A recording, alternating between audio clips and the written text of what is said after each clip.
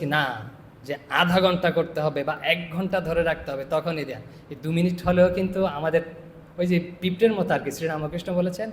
তো এটা হচ্ছে ভগবান হচ্ছে অনন্ত, আর হচ্ছে এই উপলব্ধি হচ্ছে অনন্ত, শেষ করা যাবে না।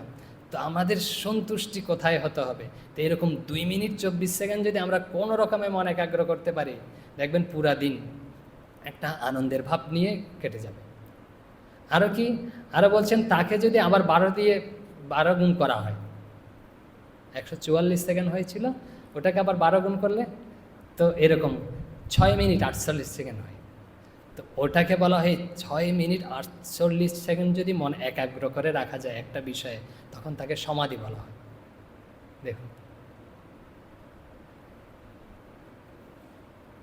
তো এই হচ্ছে, আমরা মনে করি কি আধা ঘন্টা 1 ঘন্টা হচ্ছে না বলেই আমাদের, কিন্তু আমাদের তো এরকম যদি হয়ে থাকে না, এই 2 মিনিটের মতো 1 মিনিট যদিও হয়, মনের একটা কিন্তু আনন্দের ভাব থাকে। তা ওটার জন্যই না যে অনেক মহাপুরুষরা বলে থাকেন যে একবার ডাকার, যদি মাকে যদি ভগবানকে যদি একবার ডাকার মতো ডাকতে পারো তাহলে হয়ে গেল।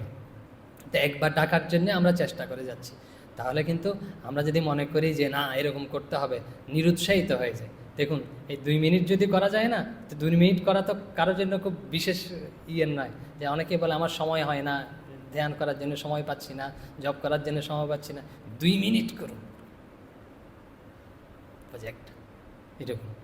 আচ্ছা, এটা তো মোটামুটি গেলে। এখন শ্রীরামকৃষ্ণের কথায় আমরা ফিরে আসি। আবার শ্রীরামকৃষ্ণ বলছেন ধ্যান করবে মনে, কোণে এবং বনে। 3টা দিয়েছে, বলছে মনে, কোণে এবং বনে। আজকে হয়তো মনে হবে, মনেটা আমরা দেখি। তো মনে শব্দের অর্থ কি, মনে মানে কি বুঝাচ্ছেন তিনি? বিজ্ঞান মহারাজকে জিজ্ঞেস করি যে শ্রীরামকৃষ্ণ তো বলেছেন ধ্যান করবে মনে, মনে মানে কি বুঝাচ্ছে? তো বিজ্ঞান মহারাজ, বিজ্ঞানানন্দ স্বামী বিজ্ঞানানন্দ মহারাজ বলছেন মন মানে হৃদয়। আরও বলছেন যে হৃদয়ে আরাধ্য দেবতা অধিষ্ঠিত আছেন, এই রূপ ভাবতে হয়। বিজ্ঞান মহারাজ বলেছেন মন মানে হচ্ছে হৃদয়। এখন শ্রীরামকৃষ্ণের কথায় আবার আমরা ফিরে যাই যে ধ্যান করবে মনে, মন মানে হৃদয়। আর শ্রীরামকৃষ্ণ বলেছেন যে হৃদয়ে তো বেশ ডঙ্কা মারা জায়গা, সেইখানেই ধ্যান কর। বলছে কোথায়?